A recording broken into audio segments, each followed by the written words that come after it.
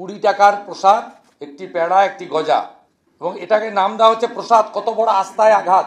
এটা মমতা ব্যানার্জির পেড়া আর গজা হিসেবে নেবেন, প্রসাদ হিসেবে কেউ নেবেন না যদি অরিজিনাল হিন্দু হয়ে থাকেন। নমস্কার, সন্ময় স্পিক্স থেকে বলছি। সন্ময় বন্দ্যোপাধ্যায়। চাল, ডাল, তেল, আমফান, ত্রিপল, চাকরি, গরু, কয়লা, বালি, পাথর সব কিছুতে দুর্নীতি করে শেষ পর্যন্ত মমতার গজা কেলেঙ্কারি।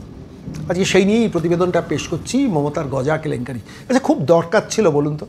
দীঘার মন্দিরে, ঠিক আছে, দীঘার মন্দির তৈরি করেছেন সরকারি টাকায়, কিন্তু মন্দিরটা বলতে পারছেন না, বলছেন কালচারাল সেন্টার বলছেন। তো সেটা নয় গেল যে সরকারি পয়সা খরচা করব, মন্দিরের নামে হলে আইনি জটে আটকে যাবে, সেই জন্য কালচারাল সেন্টার বলে উদ্বোধন করলেন। অর্থাৎ পুরীর মন্দিরকে টেক্কা দেওয়ার জন্য দীঘার মন্দির। আমি কত বড় হিন্দু সেটা দেখানোর জন্য। ধরুন, আমার ওয়ান ফাইন মর্নিং আমার বাড়ির সামনে বেশ কিছুটা জমি আছে, আমি সিদ্ধান্ত নিলাম যে আমি কালীঘাটের মন্দির করব। কালীঘাট টেম্পল বলে আমি কালীঘাট কালচারাল সেন্টার করলাম, করে একটা কালীঘাটের মন্দির করলাম, করে লোকজনকে বললাম, এই তোমরা চলে এসো, আমি এখানে কালীঘাটের মন্দির করেছি। মমতা বন্দ্যোপাধ্যায় কিন্তু সেই পথেই হাঁটছেন। দীঘাতে পুরীকে দেখে দীঘাতে জগন্নাথ দেবের মন্দির করতে পারতেন, কোনো অসুবিধে কিছু নেই। এই ছ্যাবলামোর কী প্রয়োজন? যেখানে সরকারের টাকা নেই, যেখানে সরকারি কর্মচারীদের দিয়ে দিতে পারছে না, যেখানে চাকরি রিক্রুটমেন্ট করতে পারছে না, যেখানে সিভিক ভলেন্টিয়ারদের পার্মানেন্ট করতে পারছে না, যেখানে কন্ট্রাকচুয়াল হাজার হাজার ছেলে মেয়ে ভবিষ্যৎ নষ্ট করছেন সমস্ত সরকারি অফিসে, সেইখানে দাঁড়িয়ে একটা সরকার, একটা রাজ্য সরকার দীঘাতে 250 কোটি টাকা অফিসিয়ালি বলেছেন, এটা অনেক বেশি হয়েছে, এবং সেই টাকার পর আরও অনেক কয়েকশো কোটি টাকা খরচা করা হয়েছে, করলেন, সেটাও ঠিক আছে। এবার সবার বাড়িতে আমি প্রসাদ পাঠাবো, সেই প্রসাদ পাঠাতে গিয়েও কেলেঙ্কারি।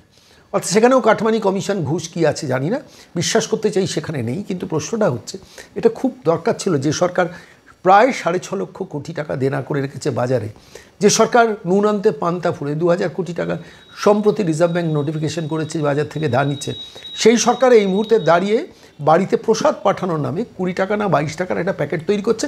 আবার সেটা ওই সংশ্লিষ্ট জেলাতে, সেই জেলার মিষ্টির দোকানে অর্ডার দেওয়া হচ্ছে। সেখান থেকেও তৃণমূল নেতারা নিশ্চিতভাবে কমিশন খাবে, সেটা তো অন্য দিক। সেখানে দেওয়া হচ্ছে এই গজা, এই মিষ্টি, এই দিতে হবে, এবং প্যাকেট করে রেশনের মাধ্যমে বিলি হবে। আমার একটা প্রশ্ন মনে দেখা দিচ্ছিল, সব পরিবারের কাছে দিতে পারবেন না, সব পরিবারের কাছে দেবে না। হিন্দু জনগোষ্ঠীর যারা গরিব মানুষ তাদেরকেই টার্গেট করা হচ্ছে এই পরিকল্পনায়, যে দেখুন আমি দীঘার থেকে প্রসাদ পাঠাচ্ছি 20 থেকে 22 টাকার প্যাকেট। আপনার পাড়ার চাঁদুবাবুর একটা মিষ্টির দোকান আছে ধরুন, সেই চাঁদুবাবুর দোকানে দীঘার প্যাকেট তৈরি হচ্ছে, দীঘার মিষ্টির প্যাকেট। এবার একদিন ওয়ান ফাইন মর্নিং আপনি রেশনে গেছেন, গিয়ে দেখলেন যে আপনি একটা ওই বিজ্ঞাপনের যে প্যাকেটটা, সে প্যাকেটটা নিশ্চিতভাবে তথ্য সংস্কৃতি দপ্তর থেকে ছাপা হচ্ছে, এবং ছেপে টেপে পাঠিয়ে দেওয়া হচ্ছে, মিষ্টি দোকানে প্যাকিং হচ্ছে, প্যাকিং হয়ে আপনার বাড়িতে পৌঁছে যাচ্ছে। আপনি ভাবছেন, আহা, মমতা কত ভালো দেখেছো, যে দীঘাতে মন্দির করেছে, সেই মন্দিরের প্রসাদ আমার বাড়িতে পাঠাচ্ছে।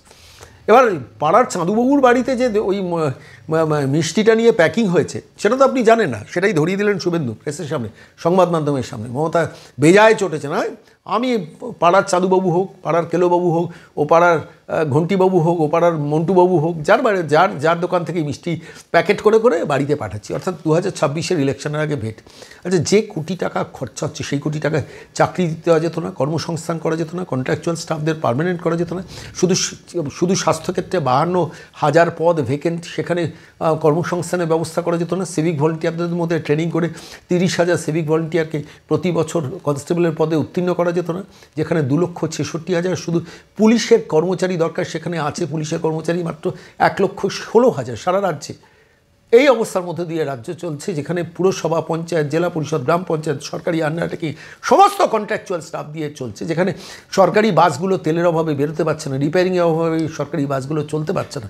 প্রত্যেকটা সরকারি অফিসে নিয়ম করে কন্ট্রাকচুয়াল লোক ঢুকিয়ে 8,000, 10,000, 12,000, 14,000-এ লোকগুলোকে খাটিয়ে মারা হচ্ছে। আর সেইখানে দাঁড়িয়ে একটা সরকার বাড়িতে পাড়ার চাঁদুবাবুর কাছ থেকে, মিষ্টির দোকান থেকে ওই মিষ্টির প্যাকেট তৈরি করে করে আপনার বাড়িতে রেশন দোকানের মধ্য দিয়ে পাঠিয়ে দিয়ে বলছেন যে দিদি প্রসাদ পাঠিয়েছেন।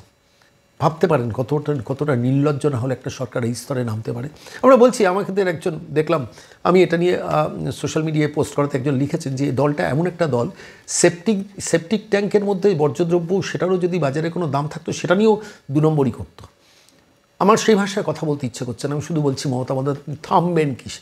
ক্ষমতা এত দরকার যে আমার আপনার ট্যাক্সের টাকায় আমার দেওয়া ট্যাক্সের টাকা, আপনার দেওয়া ট্যাক্সের টাকা, যেখানে কর্মসংস্থান হতে পারতো, যেখানে শিল্পের প্রসার হতে পারতো, যেখানে 8,000-এর ওপর স্কুল বন্ধ হয়ে যাচ্ছে, যেখানে একটা স্কুলের শিক্ষক নেই বলে ছেলেমেয়েরা শেষ পর্যন্ত প্রাইভেট স্কুলে চলে যাচ্ছে, যেখানে সরকারি রিটায়ার্ড সরকারি কর্মচারীদের দিয়ে দিচ্ছে না, যেখানে শেখ শাহজাহানদের মধ্যে ক্রিমিনালদের বাঁচানোর জন্য হাইকোর্ট বা সুপ্রিম কোর্টে ছুটে ছুটে কোটি কোটি টাকা ব্যয় করছেন, যেখানে ডিএ মামলা লড়ার জন্য কয়েকশো কোটি টাকা রাজ্য সরকার হাইকোর্ট, স্যাট এবং সুপ্রিম কোর্টে খরচা করে দিচ্ছে, সেই জায়গায় দাঁড়িয়ে একটা সরকার আজকে শুধু নির্বাচনে জেতার জন্য এই বাজারে আপনার বাড়িতে চাঁদুবাবুর দোকান থেকে, মনে রাখবেন চাঁদুবাবুর দোকান, আপনার পাড়ার যে মিষ্টি দোকান, খোঁজ খবর রাখুন আপনার এলাকা বিধানসভা এলাকায় কোনো না কোনো মিষ্টির দোকান, তৃণমূল নেতার কাছের লোক, তার দোকান থেকে এই তৈরি হবে, দুটো মিষ্টি হয়তো তৈরি হবে এবং একটা প্যাকেট তাকে পাঠিয়ে দেওয়া হবে। সেই প্যাকেটে নিশ্চিতভাবে জগন্নাথ দেবের পাশে হয়তো মমতা বন্দ্যোপাধ্যায়ের ছবি, হাসি মুখের ছবি থাকবে, সেটা আপনার বাড়িতে পৌঁছে যাবে। দিদিকে ভোটটা দিন, মেসেজটা হচ্ছে দিদিকে ভোটটা দিন। আরে সেই পরিবারের ছেলেটাকে চাকরি দিলে, সেই পরিবারের মেয়েটাকে চাকরি দিলে, যাকে কন্যাশ্রী দেন তাকে চাকরি দিতে পারে না, যার স্ত্রীকে যার স্ত্রীকে 1,000 টাকা লক্ষ্মীর ভাণ্ডার দেন, তাকে তার স্বামীকে চাকরি দিতে পারেন না, যার পরিবারে যে পুরোহিতকে আপনি হয়তো ভাতা দেন, সে পুরোহিতের ছেলে মেয়েটাকে সরকারি চাকরি দেওয়ার ব্যবস্থা করতে পারেন না।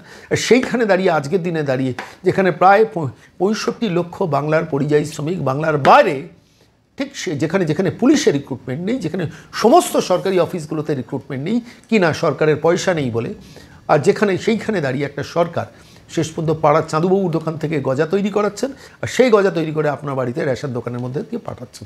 আমার খালি প্রশ্ন মমতা বন্দ্যোপাধ্যায়ের কাছে একটা, সেটা হচ্ছে পারবেন তো সংখ্যালঘু এলাকায় এই জগন্নাথ দেবের প্রসাদটা বিতরণ করতে? প্রশ্নটা থাকলো, আমি কোনো উত্তর খুঁজছি না, উত্তর আপনার কাছ থেকে চাইছি।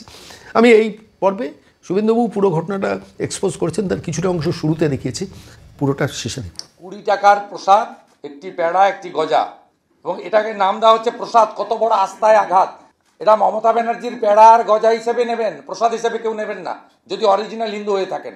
এখানে যেহেতু সরকারি চিঠি নয়, লিফলেট, দীঘা জগন্নাথ মন্দিরের পবিত্র ছবি ও প্রসাদের প্যাকেট পৌঁছে যাবে। পশ্চিমবঙ্গের সকল পরিবার এই প্রসাদ পাবেন, শুধুমাত্র দুয়ারে রেশন প্রক্রিয়ার মাধ্যমে দেওয়া হবে।